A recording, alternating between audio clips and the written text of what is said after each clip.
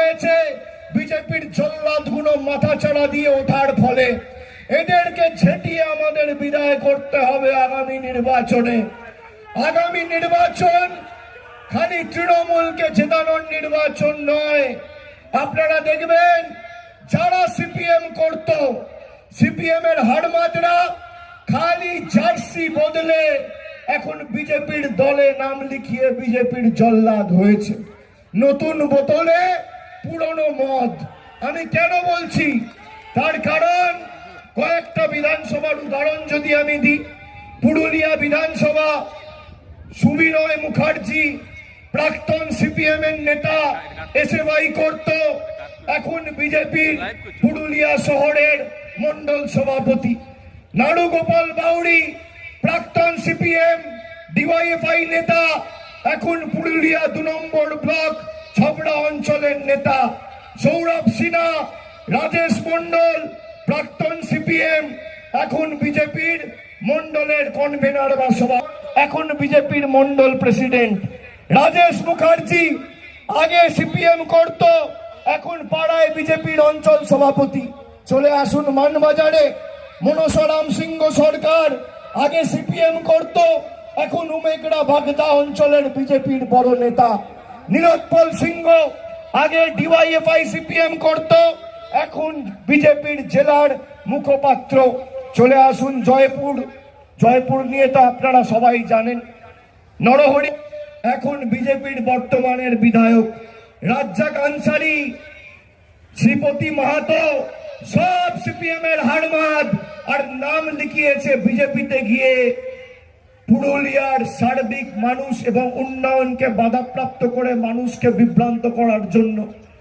আগামী নির্বাচন যারা 10 বছর ধরে আমাদের নিপীড়িত, বঞ্চিত, লাঞ্ছিত, অত্যাচারিত, অবহেলিত, শাসিত করে রেখেছে তাদের উচিত শিক্ষা দেওয়ার নির্বাচন। আজকে এই যে জনসমাবেশ, যা কার্যত জনসমুদ্রে পরিণত হয়েছে, এখনো লোক ঢুকছে। আমি 1 মাসের মধ্যে আবার পুরুলিয়ায় আসব। 9টা বিধানসভায়, 9টা বিধানসভাতেই যাব। যে অঞ্চলে আপনি বলবেন সেই অঞ্চলে আপনাদের সাথে কাঁধে কাঁধ মিলিয়ে লড়বো। সংস্কৃতিকে বাংলাদেশি বলে দাগিয়ে দিয়েছে, আমাদের ভাষাকে অপমানিত করেছে। এই ভোট তাদেরকে শিক্ষা দেওয়ার ভোট। এই নির্বাচন খালি মমতা বন্দ্যোপাধ্যায়কে 4র্থবার জেতানোর নির্বাচন নয়। 2011 সালে, 2016 সালে, 2021 সালে 3 বার মমতা বন্দ্যোপাধ্যায় বাংলায় জিতেছেন, মুখ্যমন্ত্রী হয়েছেন মানুষকে সংগঠিত করে তাদের আশীর্বাদে।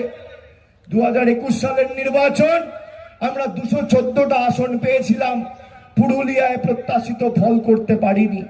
জয় হয়তো বেড়েছে, আসন সংখ্যা বেড়েছে, কিন্তু সেই জয়ে আমাদের যে আনন্দ বা খুশি হওয়ার কথা ছিল, কোথায় যেন আনন্দটা একটু ম্লান হয়ে গেছিল। তার কারণ পুরুলিয়ার মানুষের ভালোবাসা আমরা পাইনি।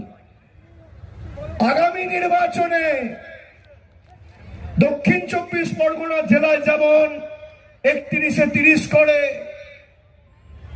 পূর্ব বর্ধমান যেমন 16-এ 16 করে, হুগলি হাওড়া যেমন একতরফা ভাবে তৃণমূলকে জেতায়, ভালোবাসে, কৃতজ্ঞতার ঋণে, আশীর্বাদের ঋণে বছরের পর বছর আবদ্ধ করে রাখে, পুরুলিয়ার মানুষকেও এবার দক্ষিণ 24 পরগনার হাওড়াকে ছাপিয়ে যেতে হবে।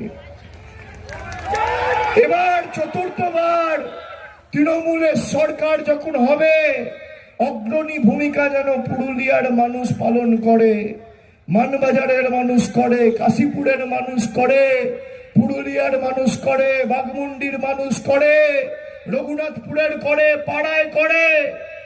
পাশে 2টো লোকসভা আসন, একদিকে বাঁকুড়া, একদিকে ঝাড়গ্রাম। বান্দোয়ান পড়ছে ঝাড়গ্রামে, রঘুনাথপুর পড়ছে বাঁকুড়ায়। দুটোতেই তৃণমূলের জয়ের ব্যবধান রয়েছে, দুটোতেই তৃণমূলের লিড রয়েছে। আমরা দুটোতেই ভালো ফল করেছি, কিন্তু এবারের নির্বাচন 2019 সালে যারা এক বুক আশা আকাঙ্ক্ষা স্বপ্ন নিয়ে বিজেপিকে ভোট দিয়েছিল, জ্যোতির্ময় সিং মাহাতো প্রায় 2 লক্ষ ভোটের ব্যবধানে জিতেছিল। মানুষ ভেবেছিল পুরুলিয়ায় ব্যাপক উন্নয়ন মোদী সরকার করবে। তারপর কি করলো? প্রথমে গরিব মানুষের 100 দিনের কাজ বন্ধ, আবাস যোজনায় মানুষের টাকা বন্ধ, এই যে জলের প্রকল্প চলছে প্রায় 1300 কোটি টাকা খরচা করে জাইকার প্রকল্প চলছে, জল জীবন মিশনে টাকা বন্ধ করে রেখেছে কেন্দ্র সরকার। আমি চ্যালেঞ্জ করছি জ্যোতির্ময় সিং মাহাতোকে, আপনি 12 বছর মোদী সরকারের রিপোর্ট নিয়ে আসুন। আমি 10 বছর 15 বছর আমাদের সরকার ক্ষমতায় 3 বার মমতা ব্যানার্জির 15 বছরের রিপোর্ট এই পুরুলিয়ার মাটির জন্য কি করেছে আমি রিপোর্ট কার্ড নিয়ে আসবো। পুরুলিয়ায় জায়গা আপনি বাঁচুন, পুরুলিয়ায় জায়গা আপনি বাঁচুন, মঞ্চ আপনি বাঁচুন, সময় আপনি বাঁচুন, মাঠ আপনি বাঁচুন। যখন বলবেন 2 ঘন্টার ব্যবধানে আমি আসবো, 2 ঘন্টার ব্যবধানে।